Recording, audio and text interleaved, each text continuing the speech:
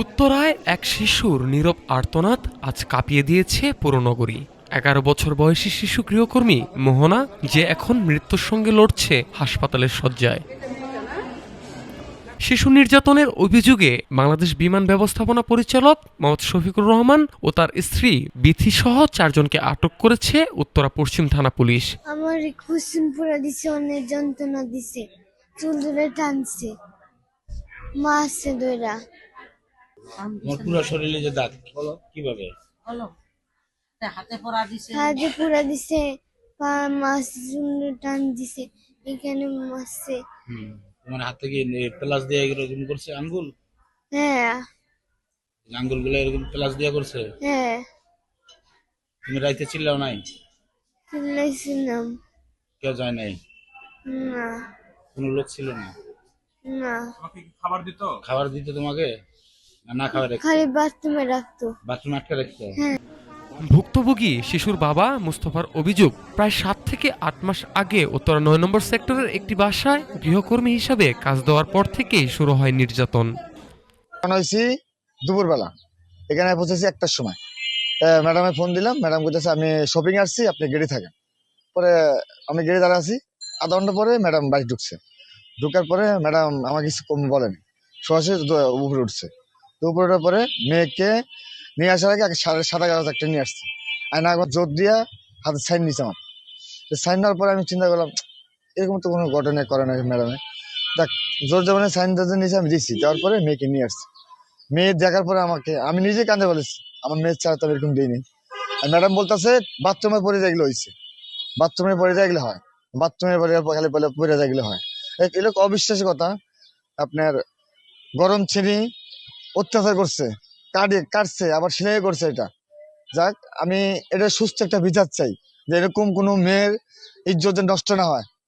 আমার এটা সুস্থ একটা বিচার চাই। আর দ্বিতীয় অত্যাচার করছে 1.5 মাস।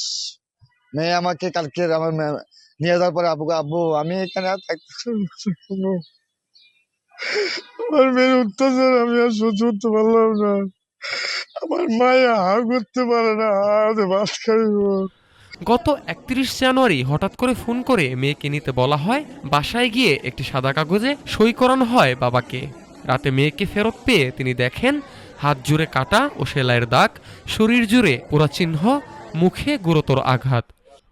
কাজের অর্ডার দিলে কাজ করে, ছোট মানুষ, সবসময় তো কাজে মন ভালো লাগে না, একটু খেলাধুলা মন চায়, ওরা এই সময়টা দেয় না। এই জন্য লুকায় চায়, ডাইকে আনে পাক করে, আয়না সেক দেয়, বাথরুমে ঢুকে সেক দেয়। ওইটা ভয় থাকায়, এটা ভয় থাকায় বাড়ি মারে, চুল টেনে ধরে, মুখ চিপা ধরে মুখেরা। আমার মেয়ে আমাকে সব বলছে, আব্বু আমার এমনি আমরা অত্যাচার করছে, থাকবো না। আমি চাচ্ছি একটা জিনিস, আমার মেয়েকে সুস্থ বিচার করে দেন আমাকে, যেন আমার মেয়ে আবার আগের মতো হইতে পারে।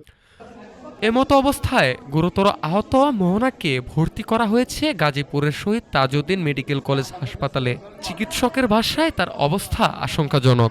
মারছে, মনে করেন যে মেয়েকে জিজ্ঞাসা করছিলাম যে কিভাবে কিভাবে মারছে, তখন বলতেছে যে আমাকে প্রতিদিন রাইতে খুচ্চুন পুরা দিছে, ছুরি দিয়ে মানে আঘাত করছে, কাটছে, গলা কাটছে, হাত কাটছে, তারপরে পিঠে পত্তি, পুরা পায়ের থেকে শুরু করে আপনার এখানে পুরা শরীরে খালি খুচ্চুন দিয়ে পুরা দিছে, পুরার দাগ।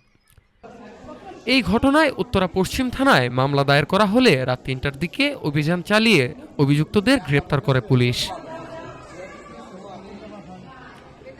মানবাধিকার কর্মীরা বলছেন, অভিযোগ সত্য হলে এটি শিশু আইন 2013 ও নারী ও শিশু নির্যাতন দমন আইনের গুরুতর লঙ্ঘন।